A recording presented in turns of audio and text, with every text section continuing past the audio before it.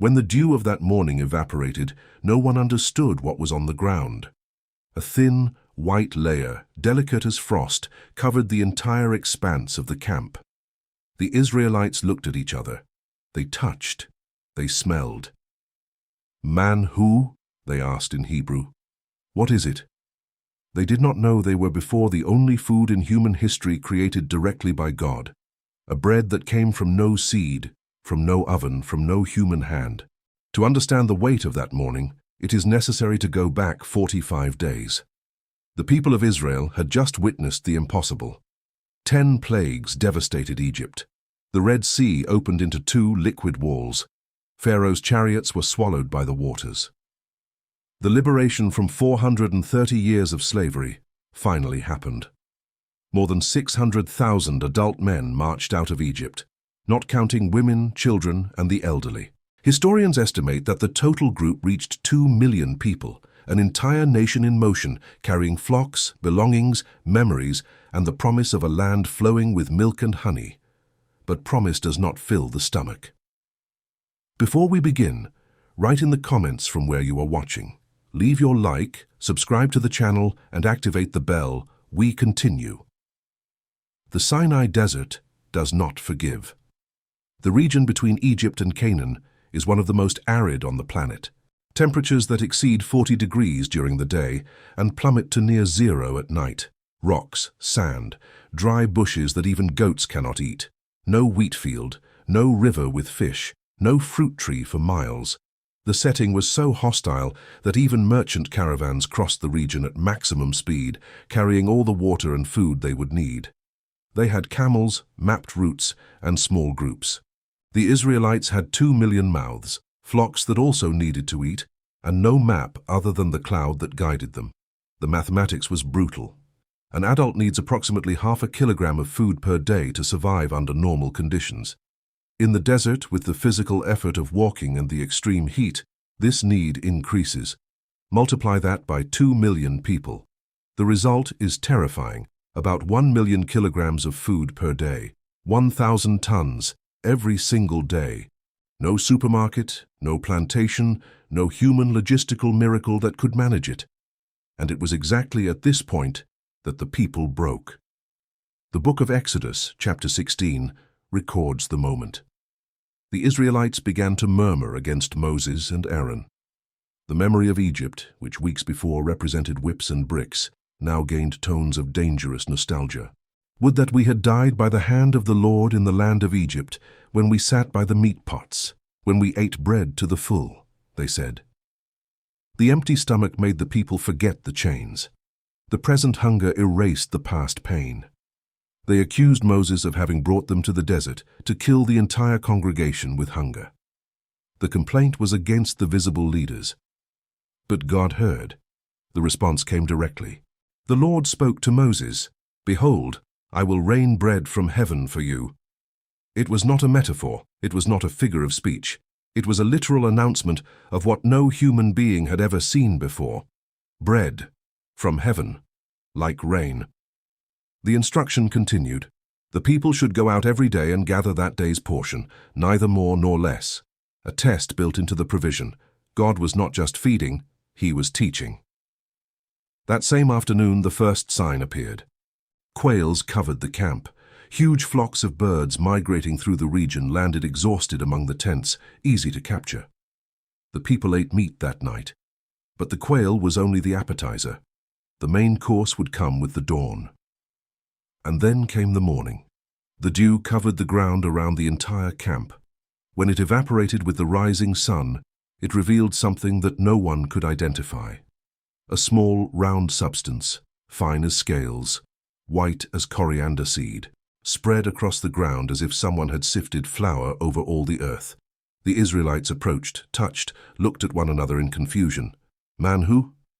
The Hebrew expression that meant, "What is it?" was engraved forever. From that astonishment, the name was born, manna. Moses explained, "This is the bread which the Lord has given you to eat." The rules were precise. Each person should gather an omer per day. An omer was equivalent to approximately 2 liters, enough for an adult's meals for 24 hours. It did not matter if someone gathered more or less. When they measured at home, he who had gathered much had no surplus, and he who had gathered little had no lack. The biblical text records this detail as a miracle within the miracle. The portion mysteriously adjusted to the real need of each one. The second rule was even more challenging. No one should keep manna for the next day. No stockpiling, no making reserves, no guaranteeing tomorrow with today's surplus. Some did not obey. They kept portions hidden in their tents, thinking of having extra security. The next morning, the stored manna was rotten, full of worms, with an unbearable smell. The divine provision had a shelf life of exactly 1 day. No preservation system worked. No Egyptian storage technique solved it. The manna required daily trust. But there was an exception. On the 6th day of the week, the instruction changed. The people should gather a double portion, 2 omers per person. The Sabbath was a day of complete rest, and no manna would fall on that day. God was instituting the rhythm of the Shabbat through the food itself. And here another inexplicable phenomenon happened. The manna gathered on Friday did not rot during the night. It remained fresh and edible on the Sabbath. The same substance that created worms in hours when stored on ordinary days preserved itself perfectly when the storage was authorized. The same manna, the same climate, the same desert, but a different result according to obedience. Some did not believe. They went out on the Sabbath to gather. They found the ground empty. God spoke to Moses with a tone that the text conveys as a rebuke. How long will you refuse to keep my commandments and my laws? The manna was not just food. It was a lesson. It was the formation of a people who needed to learn to trust, obey, and rest. Each morning brought a new test. Each omer measured not just grains, but faith. The physical description of the manna appears at different moments in the biblical text, creating a more complete portrait. It was white, the size of coriander seed, with the appearance of bdellium, a translucent aromatic resin known in antiquity. The flavor is described in 2 ways. Exodus says it was like honey wafers. Numbers speaks of cakes baked with oil. It probably depended on the preparation. The people could eat it raw, grind it in mills, beat it in mortars, cook it in pots, or bake it into cakes. The versatility transformed a single raw material into multiple meals. Culinary creativity in the middle of nowhere. The celestial logistics worked with military precision. The manna fell during the early morning, along with the dew. When the sun grew hot, it began to melt. This forced the people to wake up early, before the desert heat. The collection had to happen in the first hours of the morning. Imagine the scene. 2 million people leaving their tents at dawn, each family with their containers, crouching to gather from the ground that strange and miraculous food. The Israelite camp occupied an estimated area of 30 square kilometers. The manna needed to cover all that expanse every day in sufficient quantity for every soul present, and it did not fail a single time. During 40 years, 14,610 consecutive mornings, 2 generations, births, deaths, marriages, conflicts, victories, defeats, and at every dawn, without exception, the ground covered with manna. Moses made a point of recording the absolute fidelity of the provision. The people ate manna until they reached the borders of the land of Canaan. It did not end before, it did not fail in the middle, it did not diminish over time. The human dimension of this journey is overwhelming. The Sinai desert was not a crossing of months, but of decades. Children who were born gathering manna grew up, married, and had children who also only knew that food. An entire generation died in the desert, including almost all the adults who left Egypt, except Joshua and Caleb. Those who would finally enter Canaan were the children, those who spent their entire lives seeing the daily miracle repeat itself. For them, the manna was not extraordinary. It was normal. And perhaps that was the greatest danger. Moses knew this. In the book of Deuteronomy, chapter 8, he makes the people remember. Remember all the way by which the Lord your God guided you in the desert these 40 years, to humble you, to prove you, to know what was in your heart. He continues, He humbled you and let you hunger and sustained you with manna, which you did not know, nor did your fathers know, to make you understand that man shall not live by bread alone, but by everything that comes out of the mouth of the Lord shall man live. The purpose was declared. Hunger was not an accident. It was a tool. The manna was not just a solution.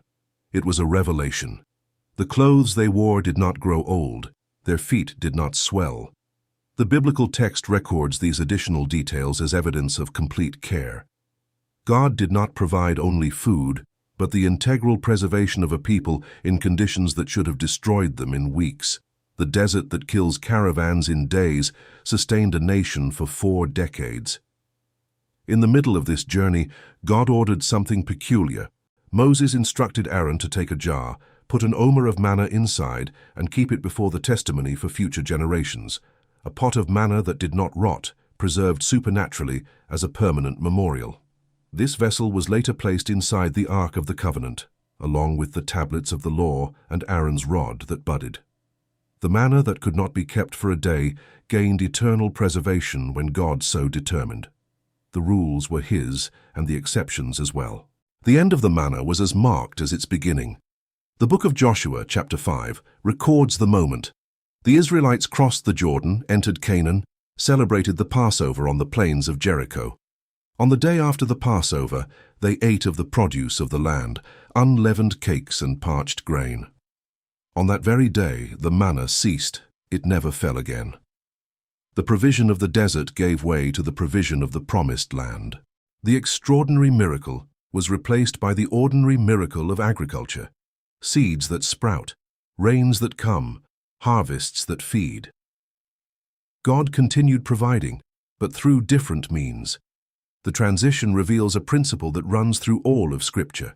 Intense supernatural intervention appears in moments of total human impossibility. When the land can produce, man can plant. When the desert offers nothing, heaven offers everything. God does not waste miracles, but He also does not withhold them when necessary. The memory of the manna marked Israel forever. The Psalms sing of it. Psalm 78 calls it corn of heaven and angels' food. Psalm 105 mentions it as part of the wonders of the Exodus. Nehemiah, centuries later, recalls the provision in the great prayer of confession. The manna became the ultimate symbol of divine care. Concrete proof that God feeds His own, even when all circumstances scream impossibility. Scholars have tried to explain the phenomenon through natural means over the centuries. Some point to the secretion of certain desert insects that produce a sweet whitish substance on tamarisk bushes. Others mention edible lichens that appear in arid regions after certain climatic conditions. The theories run into obvious problems. No insect secretion feeds 2 million people daily for 40 years. No lichen appears every day, except on Saturday, in precisely sufficient quantity for each family, with a shelf life of exactly 24 hours, except when otherwise authorized. The manna defies natural explanation because it was not natural. The Ark of the Covenant, which kept the jar of manna, was lost at some point in Israel's history. The last clear mention is in the reign of Solomon. After the destruction of the temple by Nebuchadnezzar in 586 BC, the Ark disappears from the records. The jar of manna went with it. But the physical pot was not what mattered. The memorial was engraved in history, in Scripture, in the collective memory of a people who learned in the desert what it means to depend on God. This dependence was destined to transform into something else. During 40 years, every morning, without failing a single day, the manna appeared. More than 14,610 consecutive mornings. When the Israelites finally crossed the Jordan and stepped into Canaan, they ate of the fruits of that land, and the manna ceased. The temporary provision fulfilled its role. But the story does not end there. Centuries later, a Galilean man looked at a crowd and said something that would have made any ancient Israelite stop. "I am the bread of life. Your fathers ate the manna in the desert and died. But here is the bread that comes down from heaven, so that everyone who eats of it may not die." Jesus was not just making a beautiful metaphor. He was saying that the manna had always been a shadow. and he was the substance. The discourse is recorded in John chapter 6 and caused a scandal among the listeners. Many disciples abandoned Jesus after these words. It was too heavy, too bold. Someone comparing himself to the miracle that defined Israel's identity seemed like blasphemy until you understand who was speaking. The manna fed bodies in the desert. It kept a generation alive. It taught daily dependence.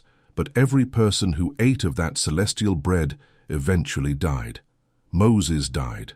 Aaron died. All that generation that saw the sea open was buried in the sands of Sinai. The manna was extraordinary, but it was still temporary. It sustained physical life. It did not solve death. Jesus offered something else, a bread that once eaten eliminates hunger forever, a provision that does not need to be gathered every morning because once is enough.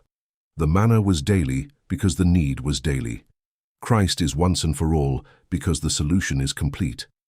The Apostle Paul, writing to the Corinthians, calls the manna spiritual food that the Israelites ate. Not because it was immaterial, but because it pointed to greater spiritual realities. The people ate with their mouths and were nourished in their bodies. But the manna preached a silent sermon on dependence, trust, obedience, and divine provision that transcended physical nutrition.